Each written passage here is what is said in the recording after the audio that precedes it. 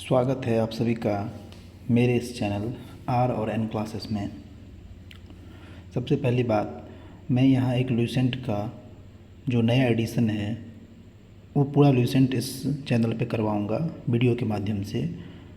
तो आप लोग जो भी आने वाले एग्ज़ाम की तैयारी कर रहे हैं, जिनको बुक पढ़ना थोड़ा सा मुश्किल होता जा रहा है, उनके लिए ये बेस्ट उपाय है कि वो वीडियो देखें और साथ साथ पढ़ें और वीडियो में जो इम्पोर्टेंट चीज़ है उसको नोट कर लें। तो मैं आज ये भूगोल का क्लास शुरू कर रहा हूँ और आपको ये भूगोल लगभग मैं 5 या 6 लेक्चर 7 लेक्चर में ख़त्म कर दूँगा पूरा। उसके बाद आप क्या करो, उसके बाद मैं एक फिर कंपाइलेशन वीडियो डाल दूँगा वन शॉट टाइप का, इससे आप रिवीजन कर सकते हैं।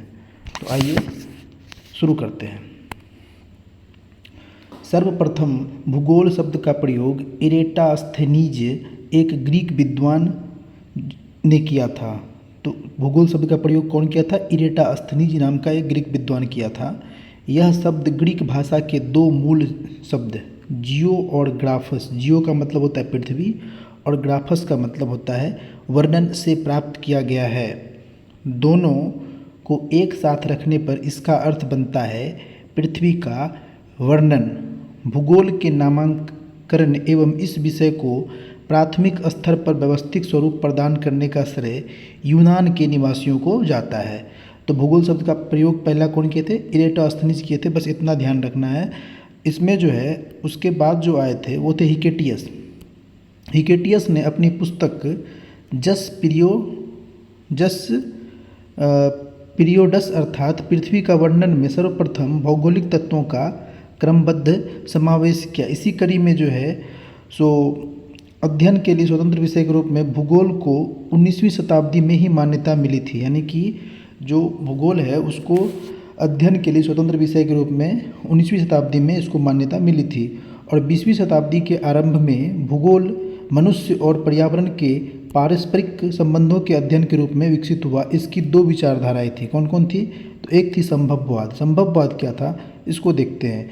इसके अनुसार मनुष्य अपने पर्यावरण में परिवर्तन करने में समर्थ है तथा वह प्रकृति प्रदत्त अनेक संभावनाओं को अपनी इच्छा के अनुसार उपयोग कर सकता है। इस विचारधारा के समर्थक हैं भूगोलवेत्ता वाइडल डीला ब्लास और फेब्रो। अब देखिए इसमें जो कुछ इंपॉर्टेंट चीज़ है उसको भी हम लोग देख लेते हैं जो इस बॉक्स में दिया गया है। इस बॉक्स में जो दिया गया उससे कभी कोई क्वेश्चन बन जाएगा, जैसे कि भूगोल का जनक पूछ ले तो हिकेटियस। कौन है हिकेटियस? वर्तमान भूगोल का जनक अलेक्जेंडर वान हम्बोल्ट। व्यवस्थित भूगोल का जनक इरेटास्थेनीज। भौतिक भूगोल का जनक पॉलिडोनियम। सांस्कृतिक भूगोल का जनक कार्ल ओ सौर। गणितीय भूगोल के संस्थापक थेल्स व एनेक्सिमिंडर। विश्व ग्लोब का निर्माता मार्टिन बेहम। विश्व मानचित्र का निर्माणकर्ता अलेक्जेंडर और भौगोलिक विश्वकोश का रचनाकार स्ट्राबो। और अगला है क्रमबद्ध भूगोल अलेक्जेंडर वान हम्बोल्ट। क्रमबद्ध भूगोल कौन था? अलेक्जेंडर वान हम्बोल्ट। दूसरा है इसमें निश्चयवाद। निश्चयवाद क्या है? इसके अनुसार मनुष्य के सारे काम पर्यावरण द्वारा निर्धारित होते हैं, अतः मनुष्य को स्वेच्छापूर्वक कुछ करने की स्वतंत्रता कम है। इस विचारधारा के जो प्रमुख थे वो थे भूगोलवेत्ता रिटर, उसके बाद रेटजेल। ये सब नवीन निश्चयवाद का संस्थापक था। एलन सैम्पुल और हडिंगटन, ये दोनों निश्चयवाद के समर्थक थे। इसमें अब कुछ लोग ने भूगोल की परिभाषा अपने अपने अनुसार दी है। तो जो स्ट्राबो थे उनके अनुसार क्या है वो देखते हैं। भूगोल एक ऐसा स्वतंत्र विषय है जिसका उद्देश्य लोगों को विश्व, आकाशीय पिंडों, स्थल, महासागरों, जीव जंतुओं, वनस्पति, फलों तथा भूधरातल के क्षेत्रों में देखी जाने वाली प्रत्येक अन्य वस्तु का ज्ञान प्राप्त करता है। क्लेडियस और टॉलमी के अनुसार भूगोल पृथ्वी की झलक को स्वर्ग में देखने वाला आभामय विज्ञान है। फिर इसमें जो हमारे कार्ल रिटर थे उनके अनुसार भूगोल वह विज्ञान है जिसमें पृथ्वी को स्वतंत्र ग्रह के रूप में मान्यता देते हुए उसके समस्त लक्षणों, घटनाओं एवं उसके अंतः संबंध का अध्ययन किया जाता है। आर्थर होम्स के अनुसार भूगोल में पृथ्वी के उस भाग का अध्ययन किया जाता है जो मानव के रहने का स्थान है। तो ये था कुछ इंटरव्यू। अब हम लोग का टॉपिक शुरू होता है। पहला टॉपिक है ब्रह्मांड। क्या है ब्रह्मांड? ब्रह्मांड के बारे में जानेंगे कि ब्रह्मांड की उत्पत्ति कैसे होती है। तो पहले देखिए क्या कहता है कि अस्तित्वमान द्रव्य एवं ऊर्जा के सम्मिलित रूप को ब्रह्मांड कहते हैं। जो अस्तित्व में द्रव्य और ऊर्जा है उसी को इकट्ठा हम लोग क्या कह देते हैं? ब्रह्मांड कहते हैं। दूसरे शब्दों में सूक्ष्मतम अणुओं से लेकर महाकाय आकाश गंगाओं, छोटी से छोटी अणु से लेकर के जो बड़े बड़े विशालकाय पिंड हैं जिसको हम लोग गैलेक्सी कहते हैं, इन सभी को सम्मिलित रूप के हम लोग क्या कहते हैं? ब्रह्मांड कहते हैं। ब्रह्मांड की उत्पत्ति से संबंधित प्रमुख सिद्धांत जिसमें हम लोग जो पहला सिद्धांत है महाविस्फोटक सिद्धांत। महाविस्फोटक सिद्धांत जिन्होंने महाविस्फोटक सिद्धांत का प्रतिपादन किया था उनका नाम था एबे जॉर्ज लेमेंतेयर। क्या नाम था उनका? एबे जॉर्ज लेमेंतेयर। इसको याद रखना है। महाविस्फोटक सिद्धांत कौन हो जाएगा? एबे जॉर्ज लेमेंतेयर। बिग बैंग थ्योरी इसको इंग्लिश में लोग बोलते हैं। दूसरा है साम्यावस्था या सतत सृष्टि सिद्धांत या स्थिर अवस्था संकल्पना, जिसको हम लोग अंग्रेजी में बोलते हैं स्टडी स्टेट थ्योरी। ये कौन दिया था? थॉमस गोल्ड एवं हरमन बॉडी। थॉमस गोल्ड एवं हॉर्मन बॉडी, ये दोनों को याद रखना है। महाविस्फोटक सिद्धांत हो या साम्यावस्था सिद्धांत हो, इस दोनों को याद रखना है। अगर बोले महाविस्फोटक सिद्धांत तो एबे जॉर्ज लेमेंतेयर हम लोग को करना है। अगर बोल दे स्टडी स्टेट थ्योरी तो ये थॉमस गोल्ड हो जाएगा और हरमन बॉडी हो जाएगा। इसमें अगला है दोलन सिद्धांत। दोलन सिद्धांत के प्रतिपादक कौन थे? Doctor Alan Sandage. और स्पीति सिद्धांत के प्रतिपादक कौन थे? Alan Guth. कौन थे? Alan Guth. अब है जो बिग बैंग थ्योरी उसके बारे में जानते हैं। ब्रह्मांड की उत्पत्ति के संबंध में महाविस्फोट सिद्धांत जो बिग बैंग थ्योरी है ये सबसे अधिक मान्य सिद्धांत है। इसका प्रतिपादन बेल्जियम के खगोलविद एवं पादरी एब जॉर्ज लेमेंतेयर ने किया था। तो जॉर्ज लेमेंतेयर कहाँ के थे? बेल्जियम के थे। महाविस्फोटक सिद्धांत कौन दिया था? जॉर्ज लेमेंतेयर ने ही दिया था। बाद में रॉबर्ट वैगोनर ने इस सिद्धांत की व्याख्या की थी।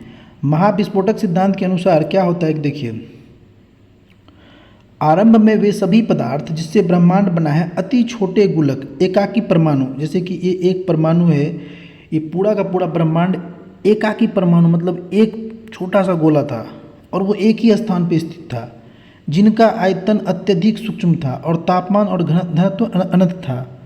आयतन क्या था? बहुत ही सूक्ष्म था और तापमान घनत्व क्या था? अनंत था। अब इसमें क्या होता है? अत्यधिक संकेंद्रण के कारण बिंदु का आकस्मिक विस्फोट हुआ। क्या हुआ? विस्फोट हुआ, जिससे महाविस्फोट ब्रह्मांड विस्फोट कहा गया। इस अचानक विस्फोट से पदार्थों का बिखराव हुआ जिससे सामान्य पदार्थ निर्मित हुए। इसके अलगाव के कारण काले पदार्थ बने जिनके समूहन से अनेक ब्रह्मांडीय पिंडों का सृजन हुआ। वैज्ञानिकों का विश्वास है कि महाविस्फोटक की घटना आज से लगभग 13.7 अरब वर्ष पहले हुई थी।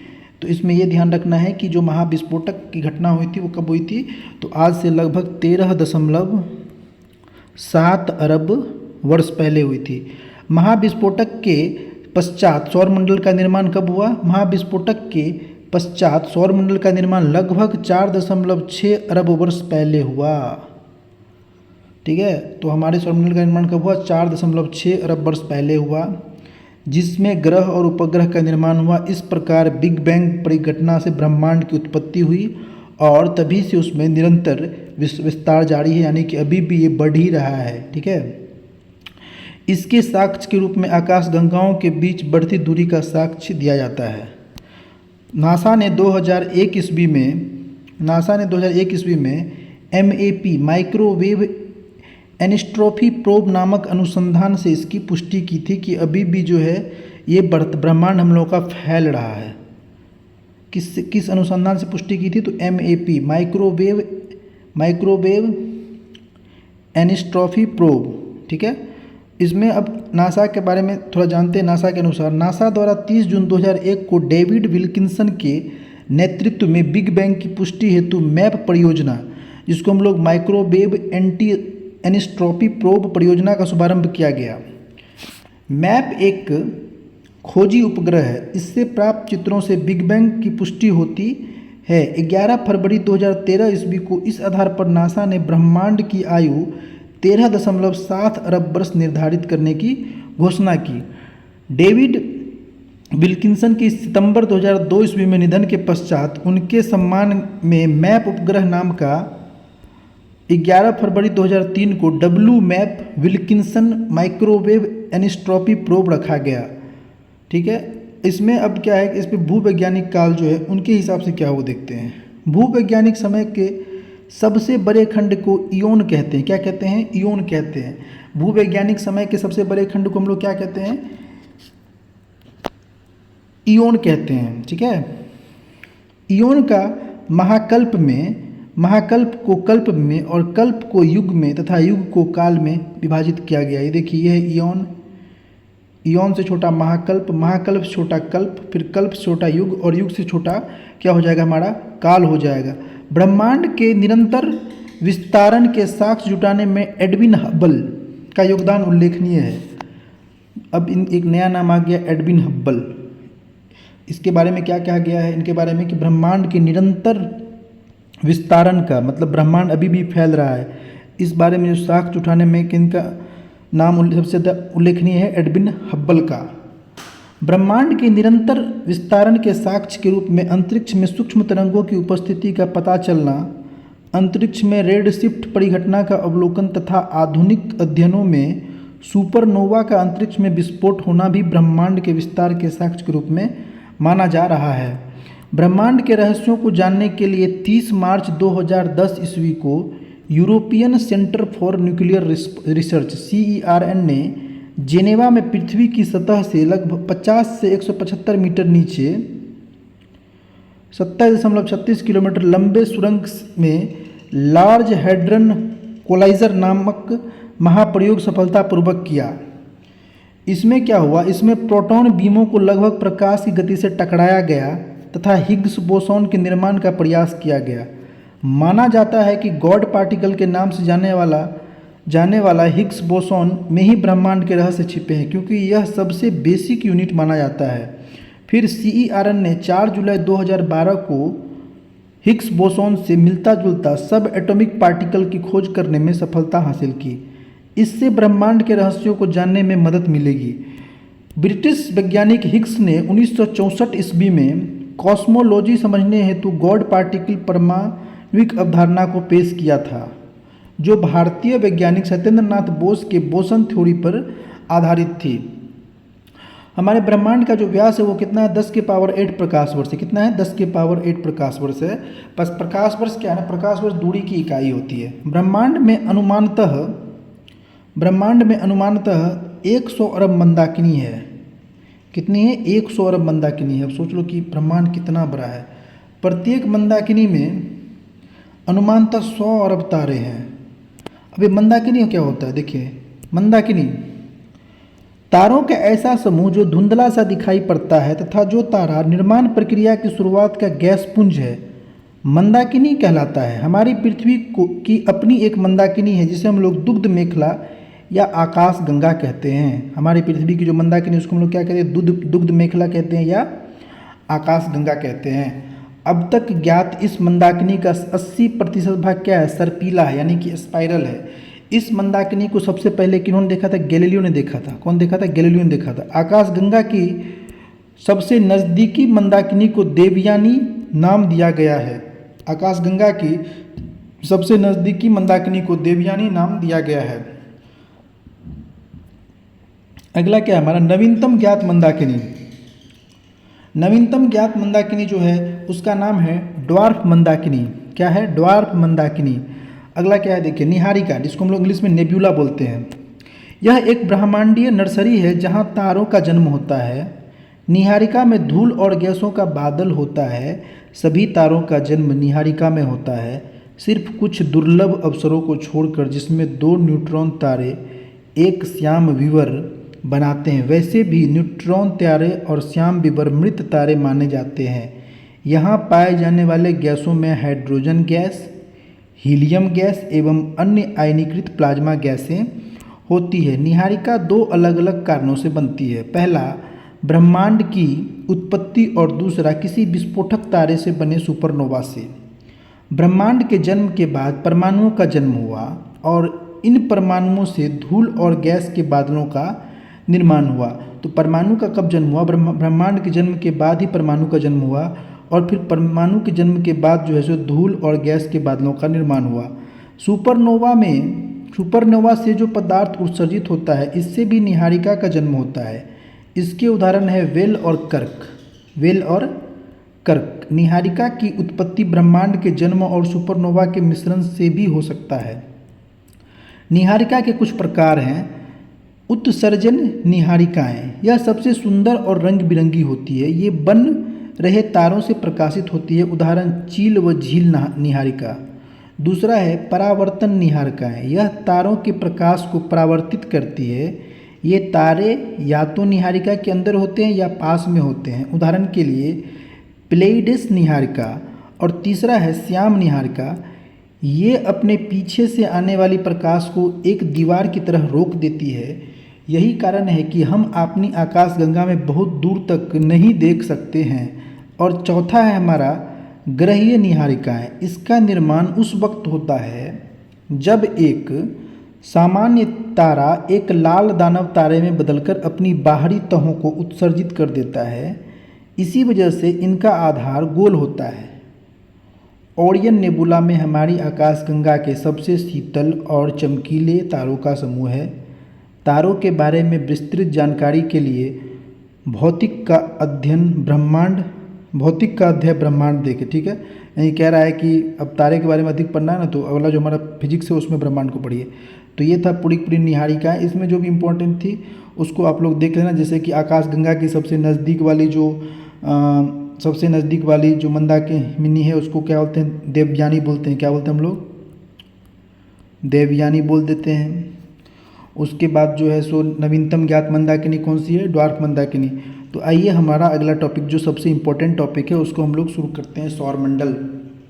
सौरमंडल क्या होता है? देखिए, सूर्य के चारों ओर चक्कर लगाने वाले विभिन्न ग्रहों, क्षुद्र ग्रहों, धूमकेतु, उल्काओं तथा अन्य आकाश पिंडों के समूह को हम लोग सौरमंडल कहते हैं। सौरमंडल में सूर्य का प्रभुत्व है, क्योंकि सूर्य क्या है? सौरमंडल के मिड में है और ये सबसे ज़्यादा क्योंकि सौरमंडल निकाय के द्रव्य का लगभग 99.999 द्रव्य सूर्य में निहित है। अब सोचो कि बस अगर सौरमंडल को 100% मान लो तो उसमें से 99.999% सिर्फ सूर्य में ही निहित है।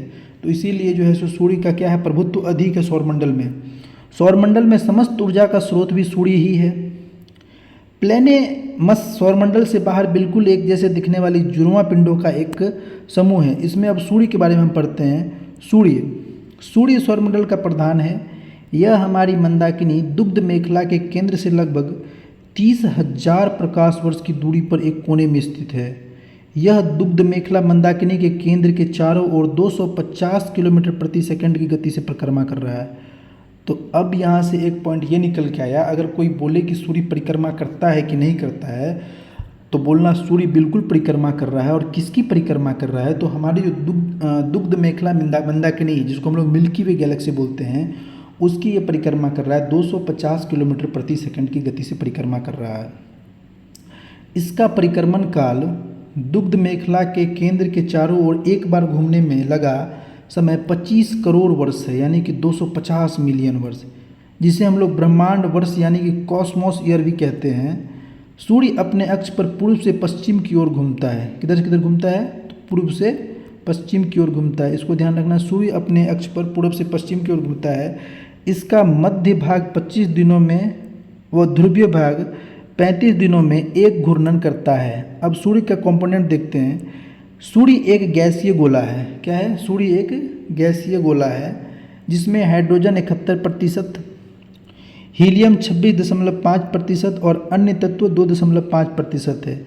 सूर्य का केंद्रीय भाग क्रोड कहलाता है। क्या कहलाता है? क्रोड कहलाता है, जिसका ताप 1.5 × 10⁷ डिग्री सेल्सियस होता है तथा सूर्य के बाहरी सतह का तापमान 6000 डिग्री सेल्सियस होता है। इसको हम लोग को याद करना है कि हाइड्रोजन 71%, हीलियम 26.5% और जो अन्य तत्व होते हैं वो 2.5%। सूर्य का जो केंद्रीय भाग होगा जिसको हम लोग क्या बोलते हैं, क्रोड कह देते हैं, और इसका जो तापमान है वो है 1.5 × 10⁻⁷ डिग्री सेल्सियस, और सूर्य का जो बाहरी तापमान है वो है 6000 डिग्री सेल्सियस। हेंस बेथ ने बताया कि 10⁻⁷ डिग्री सेल्सियस ताप पर सूर्य के केंद्र पर 4 हाइड्रोजन नाभिक मिलकर एक हीलियम का नाभिक का निर्माण करता है। यानी कि क्या हो रहा है, यहाँ की 4 हाइड्रोजन के जो न्यूक्लियस है वो मिलकर एक हीलियम का न्यूक्लियस बनाते हैं, अर्थात सूर्य के केंद्र पर नाभिकीय संलयन होता है जो कि ऊर्जा का स्रोत है। तो यहाँ से क्वेश्चन बन के आएगा कि हमारे सन में क्या होता है, नाभिकीय विखंडन होता है या नाभिकीय संलयन होता है। तो इसका सही उत्तर हो जाएगा नाभिकीय संलयन होता है। सूर्य में क्या होता है, नाभिकीय संलयन होता है। नाभिकीय संलयन में जिसमें 4 हाइड्रोजन मिलके क्या करते हैं, एक हीलियम का निर्माण करते हैं, और हमारे नाभिकीय संलयन का जो वजह है उसी वजह से सूर्य को ऊर्जा मिलती है। तो सूर्य की ऊर्जा का स्रोत क्या है, नाभिकीय संलयन। अब बोलोगे कि भाई सूर्य में, तो अभी पढ़े ना कि सूर्य में 71% हाइड्रोजन है और 26.5% क्या हीलियम है। यही हाइड्रोजन टूट टूट के क्या बनना है, हीलियम बनना है, दोनों जुड़ जुड़ के नाभिकीय संलयन के माध्यम से, और फिर वहाँ से सन को एनर्जी मिल रही है। आइए आगे बढ़ते हैं। सूर्य की दीप्तिमान सतह को प्रकाश मंडल कहते हैं, फोटोस्फीयर कहते हैं। प्रकाश मंडल के किनारे प्रकाशमान नहीं होते हैं क्योंकि सूर्य का वायुमंडल प्रकाश का अवशोषण कर लेता है। इसे हम लोग वर्णमंडल कहते हैं, यह लाल रंग का होता है। सूर्य की दीप्तिमान सतह को क्या कहते हैं हम लोग, फोटोस्फीयर कहते हैं। आगे आइए, सूर्य ग्रहण के समय सूर्य के दिखाई देने वाले भाग को हम लोग क्या कहते हैं, सूर्य किरीट कहते हैं, जिसको हम लोग इंग्लिश में कोरोना भी बोलते हैं। जो सूर्य ग्रहण के समय हम लोग क्या दिखाई देता है, सूर्य किरीट दिखाई देता है, कोरोना कहते हैं। यह सूर्य का बाह्यतम परत है, यानी कि ये सबसे बाहरी परत है सूर्य का। सूर्य किरीट एक्सरे उत्सर्जित करता है, इसे सूर्य का मुकुट भी कहा जाता है। किसे, सूर्य किरीट को सूर्य का मुकुट भी कहा जाता है। पूर्ण सूर्य ग्रहण के समय सूर्य किरीट से प्रकाश की प्राप्ति होती है। ब्रह्मांड के बारे में हमारा बदलता दृष्टिकोण, अब इसके बारे में थोड़ा सा जान लेते हैं। ये मोटा मोटा पॉइंट है। प्रारंभ में पृथ्वी को संपूर्ण ब्रह्मांड का केंद्र माना था, जिसकी परिक्रमा सभी आकाशीय पिंड विभिन्न कक्षाओं में करते थे। प्रारंभ में ऐसा माना जाता था। इसे भूकेंद्रीय सिद्धांत कहा गया। इसका प्रतिपादन भी मिस्र यूनान के खगोलशास्त्री क्लॉडियस टॉलमी ने 140 ईस्वी में किया था। इसके बाद पोलैंड के खगोलशास्त्री निकोलस कोपरनिकस ने यह दर्शाया कि सूर्य ब्रह्मांड के केंद्र पर है तथा ग्रह इसकी परिक्रमा करते हैं, अतः सूर्य विश्व या ब्रह्मांड का केंद्र बन गया। इसे सूर्य केंद्रीय सिद्धांत कहा गया। फिर 16वीं शताब्दी में टाइको ब्रेह के सहायक जोहानस केपलर ने ग्रहीय कक्षाओं के नियमों की खोज की, परंतु इसमें भी सूर्य को ब्रह्मांड का ही केंद्र माना गया। फिर 20वीं शताब्दी के आरंभ में जाकर हमारी मंदाकिनी दुग्ध मेखला की तस्वीर स्पष्ट हुई। सूर्य को इस मंदाकिनी के एक सिरे पर अवस्थित पाया गया। इस प्रकार सूर्य को ब्रह्मांड के केंद्र पर होने का गौरव समाप्त हो गया। कब, जब जाके हमारी मंदाकिनी दुग्ध मेखला की तस्वीर क्लियर हुई। सबसे पहले क्या था, सबसे पहले कहा गया कि पृथ्वी बीच में है, उसके चारों ओर उपग्रह चक्कर मार रहे हैं, ग्रह वगैरह। फिर सन को बीच में लाया गया, और अभी जब ये मंदाकिनी दूध मेखला की क्लियर पिक्चर आई तो सन का भी अस्तित्व समाप्त हो गया। केपलर ने सिद्ध किया कि सूर्य के चारों ओर प्रत्येक नक्षत्र का मार्ग क्या है, दीर्घवृत्ताकार है। क्या है, दीर्घवृत्ताकार है। अब देखते हैं सूर्य की उम्र। सूर्य की उम्र जो है सो कितनी है, 5 बिलियन वर्ष है। कितनी है, 5 बिलियन वर्ष है। याद रखना है, सूर्य की उम्र कितनी है, 5 बिलियन वर्ष है। भविष्य में सूर्य द्वारा ऊर्जा देते रहने का समय लगभग 10⁻11 वर्ष है। अब इसमें क्या कहा गया है, इसको समझो। ये कह रहा है ना कि भविष्य में सूर्य कितने दिनों को ऊर्जा देंगे, 10⁻11 वर्ष। सोचो इतना दिन तक सूर्य क्या करेगा, हम लोगों को ऊर्जा देगा। एक समय जब आएगा जब इसका सारा हाइड्रोजन जो है सो हीलियम में कन्वर्ट हो जाएगा, उस दिन ये ऊर्जा देना बंद कर देगा। ठीक है, यही कहा गया इसमें। अब देखो, सूर्य के प्रकाश को पृथ्वी तक पहुंचने में 8 मिनट 16.6 सेकंड का समय लगता है। सौर ज्वाला को उत्तरी ध्रुव पर ऑरोरा बोरियलिस और दक्षिणी ध्रुव पर ऑरोरा ऑस्ट्रेलिस कहते हैं। किसको, सौर ज्वाला को। सूर्य के धब्बे का तापमान आसपास के तापमान से 1500 डिग्री कम होता है। सूर्य के धब्बों का एक पूरा चक्र 22 वर्षों का होता है। पहले 11 वर्षों तक यह धब्बा बढ़ता है और फिर बाद में यह धब्बा घटता है। जब सूर्य की सतह पर धब्बा दिखलाई पड़ता है उस समय पृथ्वी पर चुंबकीय झंझावात, जिसे हम लोग मैग्नेटिक स्टॉर्म कहते हैं, उत्पन्न होते हैं। इससे चुंबकीय सुई की दिशा बदल जाती है एवं रेडियो, टेलीविज़न, बिजली चालित मशीन आदि में गड़बड़ी उत्पन्न हो जाती है। सूर्य का व्यास 13,92,000 किलोमीटर है। कितना है? 93,92,000 किलोमीटर है, जो पृथ्वी के व्यास से कितना गुना अधिक है? 110 गुना अधिक है। सोच लो कि कितना गुना अधिक है? 110 गुना अधिक है। किससे? पृथ्वी के व्यास से। किसका व्यास? सूर्य का व्यास। अगला क्या है देखो, मध्य रात्रि। इसमें यह भी कहा गया है कि सूर्य हमारी पृथ्वी से 13 लाख गुना बड़ा है और पृथ्वी को सूर्य ताप का 2 अरबवां भाग मिलता है, तब जाके हमें इतनी गर्मी लगती है। मध्य रात्रि, अगर सोचो कि 2 अरबवां भाग आ रहा है, सोच लो इतना कम आ रहा है तब इतनी गर्मी लग रही है। मध्य रात्रि सूर्य का अर्थ है कि सूर्य का ध्रुवीय वृत्त में देर तक चमकना। मध्य रात्रि का सूर्य आर्कटिक क्षेत्र में दिखाई देता है। अब है सौरमंडल के कुछ पिंड, इनको हम लोग देखते हैं, फिर उसके बाद हम लोग ग्रह पे जाएंगे। अंतर्राष्ट्रीय खगोल शास्त्रीय संघ इंटरनेशनल एस्ट्रोनॉमिकल यूनियन की प्राग सम्मेलन 2006 के अनुसार सौरमंडल में मौजूद पिंडों को निम्नलिखित 3 श्रेणियों में बांटा गया। पहला है परंपरागत ग्रह, दूसरा है बौने ग्रह और तीसरा है लघु सौरमंडलीय ग्रह। जो परंपरागत ग्रह है वो हमारा टोटल कितना है? 8 है। बुध, शुक्र, पृथ्वी, मंगल, बृहस्पति, शनि, अरुण एवं वरुण। जो बौना ग्रह है वो है प्लूटो, चेरॉन, सेरस, 2003 यूबी 313। अब देखिए लघु सौरमंडलीय पिंड कौन कौन से हैं? धूमकेतु हो गए, हमारे उपग्रह हो गए, और जो अन्य छोटे छोटे खगोलीय पिंड हैं वो सारे क्या हैं? लघु खगोलीय पिंड हैं। अब देखिए ग्रह, अब ग्रह के बारे में हम लोग पढ़ना शुरू कर रहे हैं। ग्रह क्या होता है? ग्रह वे खगोलीय पिंड हैं जो निम्न शर्तों को पूरा करते हो: जो सूर्य के चारों ओर परिक्रमा करता हो, उसमें पर्याप्त गुरुत्वाकर्षण बल हो जिससे वह गोल स्वरूप ग्रहण कर सके, उसके आसपास का क्षेत्र साफ हो यानी उसके आसपास अन्य खगोलीय पिंडों की भीड़ भाड़ ना हो। ग्रहों की उपयुक्त परिभाषा INEU की प्राग सम्मेलन 2006 में तय की गई। ग्रह की इस परिभाषा के आधार पर यम यानी कि प्लूटो को ग्रह के श्रेणी से निकाल दिया गया। उसके बाद जो परंपरागत ग्रह थे पहले 9 हुआ करते थे, अब वो घट के कितने हो गए? 8 हो गए। फिर यम को कहाँ रखा गया? यम को बौने ग्रह की श्रेणी में रखा गया। फिर देखिए ग्रहों को भी 2 भागों में विभाजित किया गया है। कौन कौन से भाग है? पहला है पार्थिव या आंतरिक ग्रह। क्या है? पार्थिव या आंतरिक ग्रह, जिसको हम लोग अंग्रेजी में कहते हैं टेरेस्ट्रियल और इनर प्लैनेट। बुध, शुक्र, पृथ्वी, मंगल को पार्थिव ग्रह कहा जाता है। बुध हो गया, शुक्र हो गया, पृथ्वी हो गया और मंगल हो गया, ये सब पार्थिव ग्रह हैं या आंतरिक ग्रह हैं, क्योंकि ये पृथ्वी के सदृश होते हैं। ये सूर्य और क्षुद्र ग्रहों की पट्टी के बीच स्थित है, इसीलिए इसे आंतरिक ग्रह या भीतरी ग्रह कहते हैं। इसमें क्या है कि ये हमारा सन है मान लो, और ये एक क्षुद्र ग्रह का पट्टी है, इसके बीच में ये चारों ग्रह है। यहाँ बुध है, यहाँ शुक्र है, ये पृथ्वी है, ये मंगल है, इसीलिए इसको हम लोग कभी कभी आंतरिक ग्रह भी कहते हैं। क्या कहते हैं? आंतरिक ग्रह भी कहते हैं। ये सूर्य के बहुत निकट हैं, ये चट्टानों से बने होते हैं। अगला है बृहस्पतिय या बाह्य ग्रह, जिसको हम लोग इंग्लिश में जोवियन और आउटर प्लैनेट कहते हैं।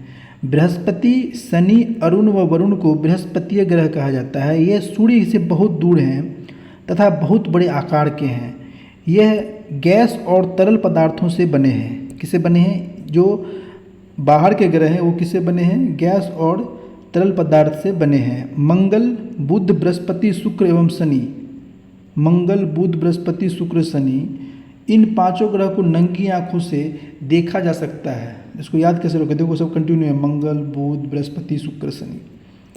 अब अगला है आकार के अनुसार ग्रहों का क्रम।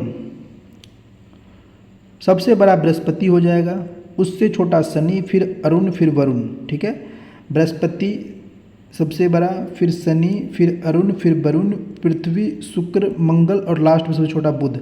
अर्थात सबसे बड़ा कौन सा ग्रह है? हमारा बृहस्पति, और सबसे छोटा जो ग्रह है वो कौन सा है? बुध है। घनत्व के अनुसार अगर बात करें तो सबसे अधिक घनत्व जो है ये बढ़ते क्रम में दिया गया है। पृथ्वी का सबसे अधिक घनत्व है, बस इतना ध्यान रखना। एग्जाम में जो क्वेश्चन बनेगा पूछेगा सबसे अधिक घनत्व किसका है, तो पृथ्वी का, और सबसे कम किसका है, शनि का। बस इतना ध्यान रखना। अब सबसे बड़ा ग्रह कौन हो गया, बृहस्पति हो गया, और सबसे छोटा ग्रह कौन हो गया, बुध हो गया। इसका मतलब कि ये अरेंजमेंट याद रखना पड़ेगा थोड़ा सा, लेकिन जो घनत्व है इसका अरेंजमेंट ना याद रख के, जो सबसे अधिक घनत्व किसका है, पृथ्वी का, ये याद कर लो, और सबसे कम घनत्व किसका है, शनि का है, ये याद कर लो। अब इसमें देखो अगला क्या है, सूर्य से दूरी के अनुसार ग्रहों का क्रम। सबसे पास में बुध है, फिर शुक्र, फिर पृथ्वी, फिर मंगल, बृहस्पति, शनि, अरुण और वरुण। यानी कि सूर्य के सबसे नज़दीक कौन है, बुध है, और सबसे दूर कौन है, वरुण है। क्लियर। द्रव्यमान के अनुसार ग्रहों का क्रम। अब द्रव्यमान के अनुसार सबसे जो कम द्रव्यमान है वो किसका है, बुध का है, और सबसे जो अधिक द्रव्यमान है वो किसका है, बृहस्पति का है। अब इसमें देखिए बुध, फिर मंगल, फिर शुक्र, पृथ्वी, अरुण, वरुण, शनि। तो मेनली जो सबसे कम द्रव्यमान किसका और सबसे अधिक द्रव्यमान किसका, ये हमको याद कर लेना है। फिर है परिक्रमण काल के अनुसार ग्रहों का क्रम। परिक्रमण काल बढ़ते क्रम, बुध, शुक्र, पृथ्वी, मंगल, बृहस्पति, शनि, अरुण और वरुण। फिर है परिभ्रमण काल के अनुसार ग्रहों का क्रम। यहाँ से ये क्लियर आता है कि जो सूर्य की जो परिक्रमा हो रही है, सूर्य की जो परिक्रमा हो रही है वो क्या हो रहा है कि सबसे कम समय कौन लगा रहा है, बुध लगा रहा है, सबसे अधिक समय कौन लगा रहा है, वरुण लगा रहा है। परिभ्रमण की बात करें तो सबसे कम समय कौन लेता है, बृहस्पति लेता है। कौन लेता है, बृहस्पति लेता है, और सबसे अधिक समय कौन लेता है, शुक्र लेता है। ठीक है। अपने अक्ष पर झुकाव के आधार पर ग्रहों का क्रम ये भी दिया गया बढ़ते क्रम में। देखिए शुक्र, बृहस्पति, हाँ, बुध, पृथ्वी, मंगल, शनि, वरुण एवं अरुण। शुक्र और अरुण जो है हमारा, शुक्र यानी कि वेनस, अरुण को छोड़कर अन्य सभी ग्रह का घूर्णन एवं परिक्रमण की दिशा एक है। लेकिन जो शुक्र है ना, शुक्र हो गया और अरुण हो गया, इसका जो घूर्णन की दिशा है वो पूरब से पश्चिम है, यानी कि क्लॉकवाइज है। क्या है, क्लॉकवाइज है। जबकि अन्य सभी ग्रहों की घूर्णन की दिशा पश्चिम से पूर्व है। इसको याद करना है कि क्लॉकवाइज, ये दोनों याद रखना कि शुक्र और अरुण ये क्या है, क्लॉकवाइज, यानी कि पूरब से पश्चिम है। अब बारी बारी से सभी ग्रहों को हम लोग देखेंगे। इसमें जो हमसे पहला ग्रह है वो हमारा है बुध। कौन सा है, बुध। बुध यह सूर्य का सबसे नज़दीकी ग्रह है, जो सूर्य निकलने के 2 घंटा पहले दिखाई पड़ता है। क्लियर। सबसे नज़दीक का ग्रह और सूर्य निकलने से पहले दिखाई पड़ता है, वो भी कितना घंटा, 2 घंटा। यह सबसे छोटा व सबसे हल्का ग्रह है। ये सबसे छोटा है और सबसे क्या है, हल्का भी है। इसके पास कोई उपग्रह नहीं है। इसका सबसे विशिष्ट गुण है इसमें चुंबकीय क्षेत्र का होना। यह सूर्य की परिक्रमा सबसे कम समय में पूरी करता है, अर्थात यह सौरमंडल का सर्वाधिक कक्षीय गति वाला ग्रह है। ठीक है। यहाँ दिन अति गर्म और रातें बर्फीली होती है। इसका तापांतर सभी ग्रहों से सबसे अधिक होता है, यानी कि दिन में ये बहुत अधिक गर्म होती है और रात को बहुत अधिक ठंडा होती है। इसीलिए जो ताप का अंतर है वो 600 डिग्री के आसपास होता है। इसका तापमान रात में -173 और दिन में 427 डिग्री होता है। तो अगर पूछ ले कौन सा ऐसा ग्रह है जिसमें ताप का अंतर सबसे अधिक है, तो हमको कौन सा टिक करना है, बुध को टिक करके आ जाना है। अगला जो टॉपिक है वो हमारा है शुक्र। शुक्र में ध्यान देने वाली बात यह है कि यह पृथ्वी का निकटतम, सबसे चमकीला और सबसे गर्म ग्रह है। यह पृथ्वी का निकटतम, सबसे चमकीला एवं सबसे गर्म ग्रह है। इसे सांझ का तारा या भोर का तारा कहा जाता है, क्योंकि यह शाम में पश्चिम दिशा में तथा सुबह में पूरब की दिशा में आकाश में दिखाई पड़ता है। तो शुक्र को पृथ्वी का सबसे निकटतम, सबसे चमकीला एवं सबसे गर्म ग्रह है। ठीक है। सांझ का तारा हो, भोर का तारा हो, ये किसे कहा जाता है, शुक्र को कहा जाता है। ये क्लॉकवाइज चक्रण करती, यानी कि पूरब से पश्चिम की ओर घूमती है। इसे पृथ्वी का भगिनी ग्रह भी कहते हैं। यह घनत्व, आकार एवं व्यास में पृथ्वी के समान है। यह पृथ्वी के सबसे निकट स्थित ग्रह है। इसके पास कोई उपग्रह नहीं है। अगला है हमारा बृहस्पति, जुपिटर। क्या है, जुपिटर। यह सौरमंडल का सबसे बड़ा ग्रह है। इसे अपनी धुरी पर चक्कर लगाने में 10 घंटा, मतलब अपने धुरी पे ये बहुत जल्दी सबसे स्पीड में चक्कर लगाता है। कौन, बृहस्पति 10 घंटा में लगा देता है। और सूर्य की परिक्रमा करने में 12 वर्ष लगाते हैं। बृहस्पति का द्रव्यमान सूर्य के द्रव्यमान का लगभग 1000वां भाग है। ठीक है। इसका उपग्रह गायनीमीड जो पीले रंग का है सभी उपग्रहों में सबसे बड़ा है। क्या है, सभी उपग्रहों में सबसे बड़ा है। अगला है हमारा मार्स, मंगल। मंगल जो हमारा मंगल है इसे लाल ग्रह कहते हैं, रेड प्लैनेट कहते हैं। क्या कहते हैं इसे हम लोग? रेड प्लैनेट कहते हैं। रेड प्लैनेट क्यों कहते हैं, उसका क्या कारण है? देखो, इसका रंग लाल आयरन ऑक्साइड के कारण होता है, ठीक है, क्योंकि यहाँ पे आयरन ऑक्साइड क्या होती है? प्रचुरता होती है, इसीलिए इसे लाल ग्रह भी कहते हैं। यहाँ पृथ्वी के समान 2 ध्रुव हैं तथा इसकी कक्षा तली 25 डिग्री के कोण पे झुका हुआ, जिसके कारण यहाँ पृथ्वी के समान ऋतु परिवर्तन होता है। इसके दिन का मान एवं अक्ष का झुकाव पृथ्वी के समान है। यह अपनी दूरी पर 24 घंटे में एक बार पूरा चक्कर लगाती है। इसके 2 उपग्रह हैं, कौन कौन से? तो फोबोस और डीमोस।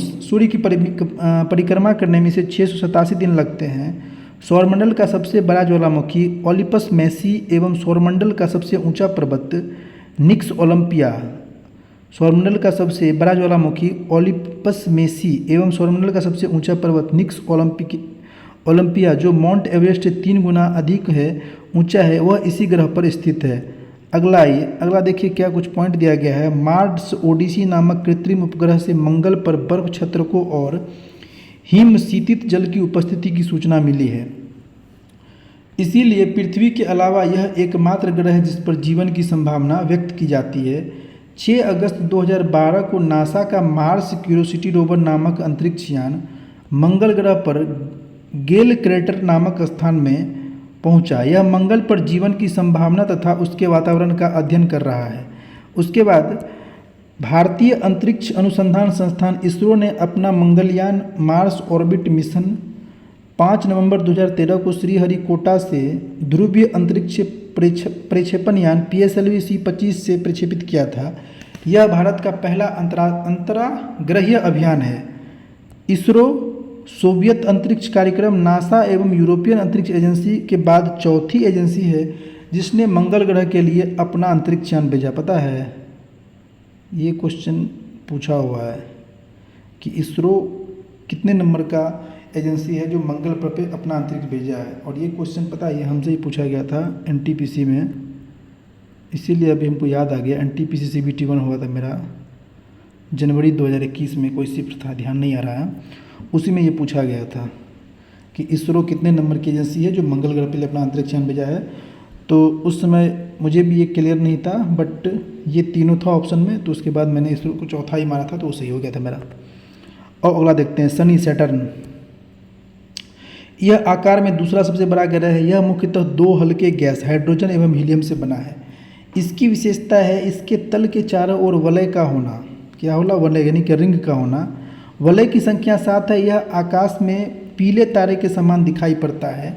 इसका घनत्व क्या है कि 0.7 ग्राम पर सेंटीमीटर क्यूब, यानी कि सभी ग्रहों एवं जल से भी कम है। यानी इसे जल में अगर रख देंगे तो ये जल में भी तैरने लगेगा। शनि का सबसे बड़ा उपग्रह कौन सा है? टाइटन है, जो सौरमंडल का दूसरा सबसे बड़ा उपग्रह है।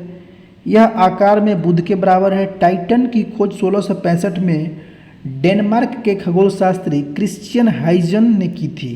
यह एकमात्र ऐसा उपग्रह है जिसका पृथ्वी जैसा स्वयं का सघन वायुमंडल है। फोबे नामक शनि का उपग्रह इसकी कक्षा में घूमने की विपरीत दिशा में परिक्रमा करता है। कौन सा उपग्रह? फोबे नामक। अगला है हमारा अरुण। क्या है? अरुण यह आकार में तीसरा सबसे बड़ा ग्रह है, मतलब बृहस्पति शनि के बाद। इसका तापमान -215 डिग्री सेल्सियस है। इसकी खोज 1781 में विलियम हर्शल द्वारा की गई थी। इसकी खोज किसने की थी? विलियम हर्शल ने की थी। इसके चारों ओर 9 वलयों में 5 वलयों का नाम अल्फा, बीटा, गामा, डेल्टा एवं एप्सिलन है। ठीक है, यह अपने अक्ष पर पूरब से पश्चिम की ओर घूमता है। और कौन सा था? अरुण हो गया, और हमारा कौन सा था? एक शुक्र था। बाकी जो 7 ग्रह हैं वह पूरब की ओर घूमते हैं, पश्चिम से पूर्व की ओर घूमते हैं। यहाँ सूर्योदय पश्चिम की ओर और सूर्यास्त पूरब की ओर होता है। इसके सभी उपग्रह भी पृथ्वी की विपरीत दिशा में परिभ्रमण करते हैं। यह अपनी धुरी पर सूर्य की ओर इतना झुका हुआ है कि लेटा हुआ दिखलाई पड़ता है, इसीलिए कभी कभी इसे लेटा हुआ ग्रह भी कहा जाता है। तो लेटा हुआ ग्रह किसे कहा जाता है? तो अरुण को कहा जाता है। किसे कहा जाता है? अरुण को कहा जाता है। ठीक है, इसको हम लोग क्या कहते हैं? लेटा हुआ ग्रह भी कहते हैं। अगला है वरुण। इसकी खोज 1846 में जर्मन खगोलज्ञ जहान गाले ने की। नई खगोलीय व्यवस्था में यह सूर्य से सबसे दूर स्थित है ग्रह है। इसके चारों ओर अति शीतल मीथेन का बादल छाया हुआ है। इसके उपग्रह में ट्राइटन क्या है, प्रमुख है। और हमारा अंतिम है पृथ्वी। पृथ्वी आकार में पांचवा सबसे बड़ा ग्रह है, ध्यान रखना, इसको याद कर लो। पृथ्वी आकार में पांचवा सबसे बड़ा ग्रह है। पृथ्वी का अक्ष उसके कक्षा तल पर बने लंब से 23.5 डिग्री झुका हुआ है।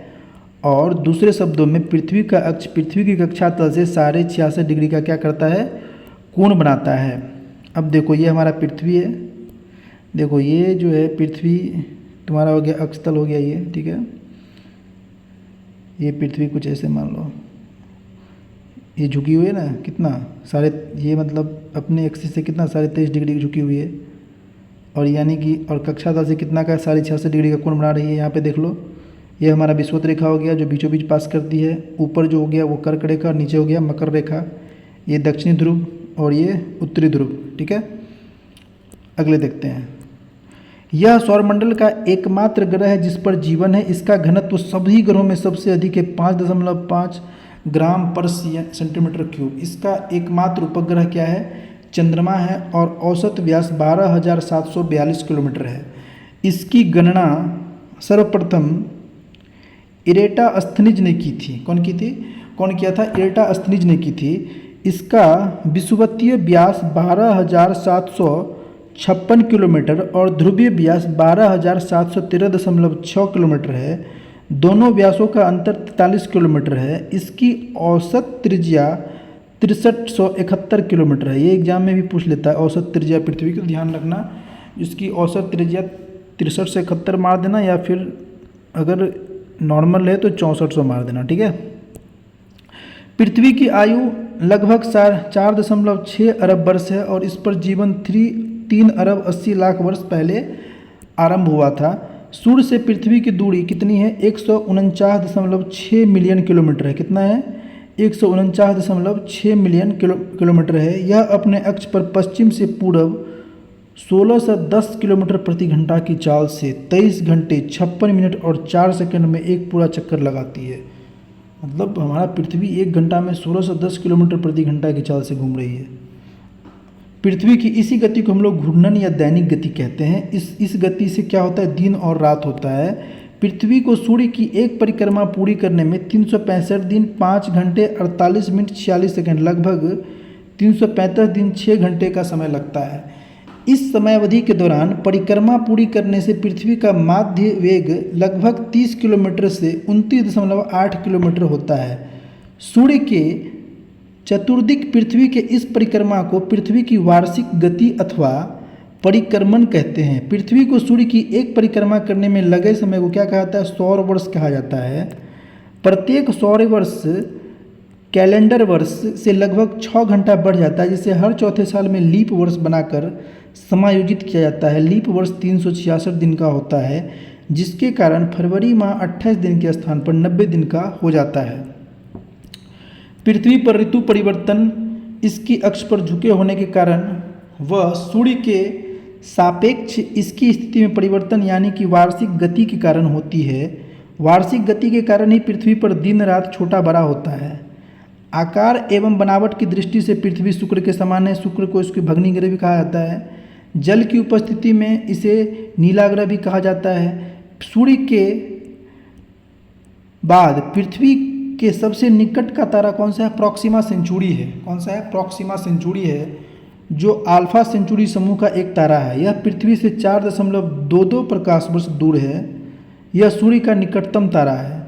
24 अगस्त 2006 को अंतर्राष्ट्रीय खगोल विज्ञान संघ IAU चेक गणराज्य बैठक में खगोल वैज्ञानिकों ने प्लूटो का ग्रह होने का दर्जा खत्म कर दिया, क्योंकि इसकी कक्षा वृत्ताकार नहीं है और यह वरुण ग्रह की कक्षा से होकर गुजरती है।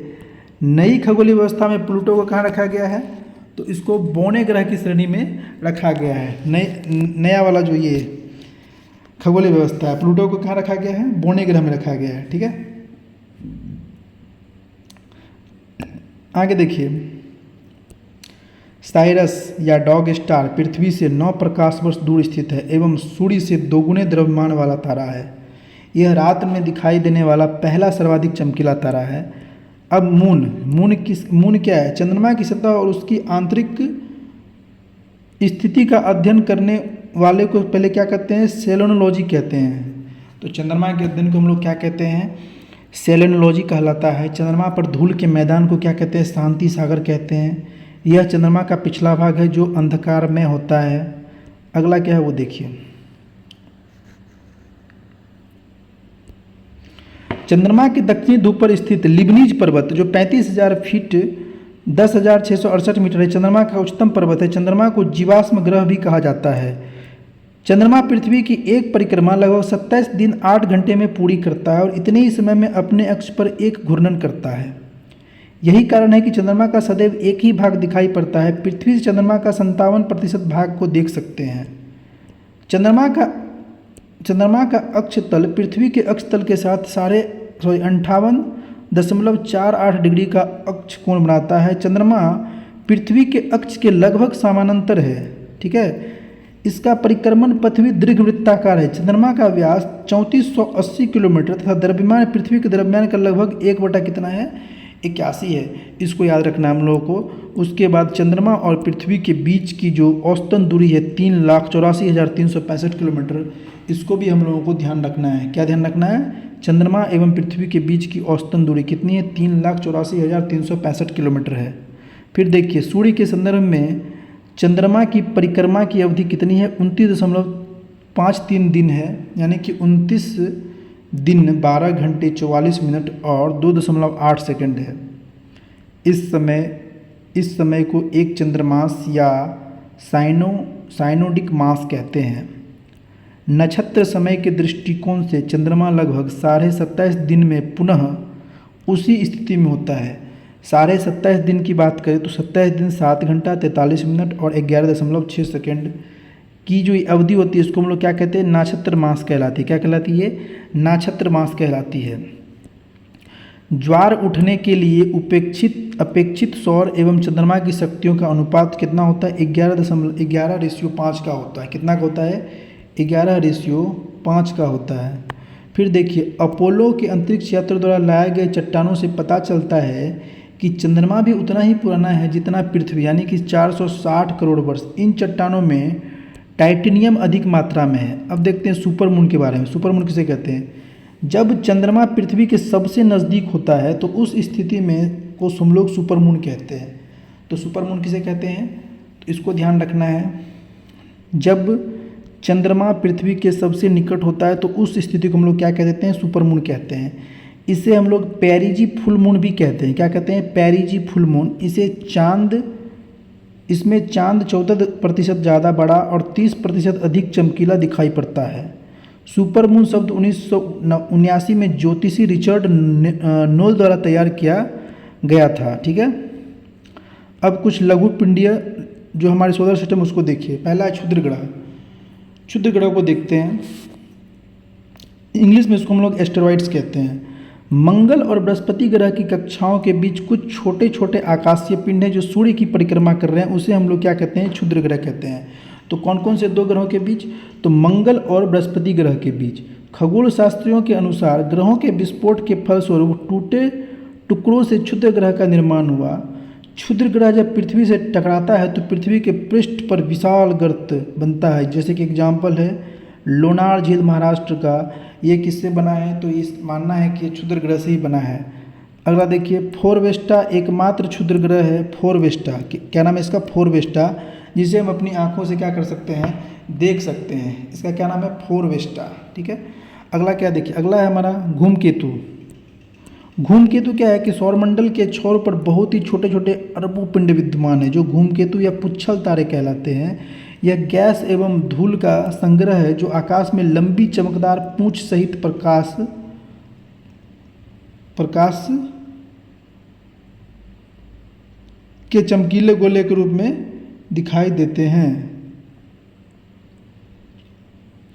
तो आज हम लोग धूमकेतु पे ही इसको समाप्त करते हैं, फिर बहुत जल्द इसको हम लोग आगे लेके जाएंगे, ठीक है। तो आज के लिए इतना ही, फिर मिलते हैं अगले क्लास में।